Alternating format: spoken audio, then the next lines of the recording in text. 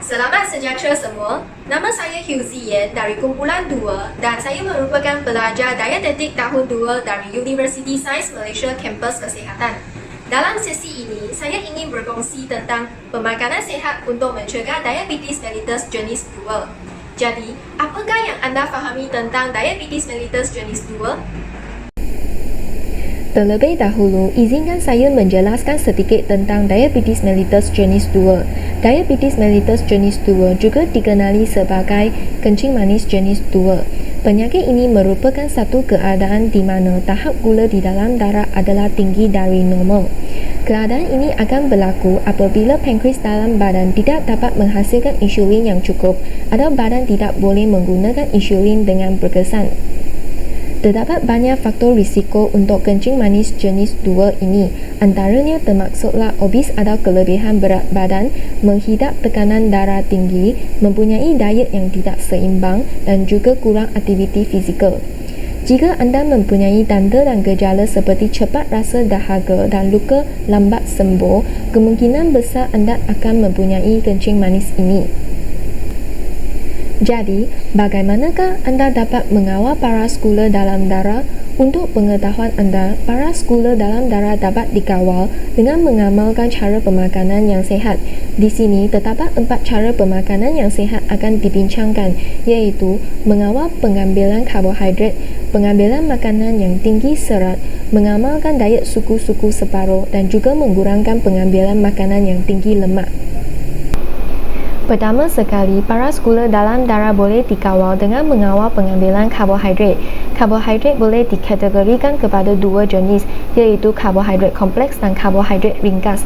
Anda semua digalakkan untuk mengutamakan pengambilan karbohidrat kompleks seperti roti gandum, buah-buahan dan sayur-sayuran, serta mengelakkan diri daripada pengambilan karbohidrat ringkas seperti gula-gula dan air karbonat. Hal ini kerana karbohidrat kompleks mengambil masa yang lebih lama untuk dihadam, menyebabkan paras gula dalam darah tidak akan naik secara mendadak. Namun, karbohidrat ringkas akan diserap dengan cepat di usus kecil, menyebabkan paras gula dalam darah akan menaik secara mendadak.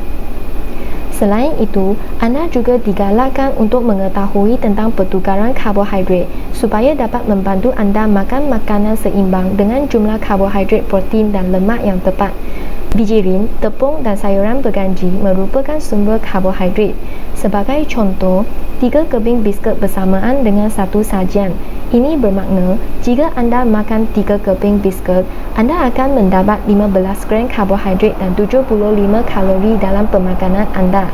Untuk sayuran berganji juga menggunakan konsep yang sama, iaitu 1 cawan labu bersamaan dengan satu sajian dan mempunyai 15 gram karbohidrat. Seterusnya, pengambilan makanan yang tinggi serat adalah amat penting untuk kita semua, terutamanya untuk pesakit kencing manis. Serat boleh dibahagikan kepada 2 jenis, iaitu serat larut dan serat tidak larut. Kedua-dua jenis serat ini berfungsi untuk mencegah penyakit kencing manis. Serat larut boleh diperoleh daripada kekacang dan buah-buahan seperti apel, dan serat ini boleh melambatkan proses pencernaan.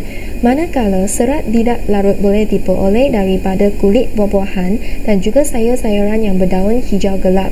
Serat tidak larut dapat membantu pergerakan najis kita. Berdasarkan piramid makanan Malaysia, kita disarankan supaya makan 3 hidangan sayur-sayuran dan 2 hidangan buah-buahan. Hal ini kerana makan makanan yang berserat akan membawa banyak kebaikan kepada kita seperti dapat mengelakkan sembelit dan mengawal aras gula dan kolesterol badan. Tambahan pula, diet suku-suku separuh dalam program pinggan sihat Malaysia juga perlu diamalkan sebagai bantuan untuk mengambil pemakanan yang seimbang. Pinggan yang selalu digunakan boleh dibahagikan kepada 3 bahagian, iaitu suku pinggan digunakan untuk sumber karbohidrat, suku pinggan digunakan untuk sumber protein dan separuh pinggan digunakan untuk sayur-sayuran dan buah-buahan.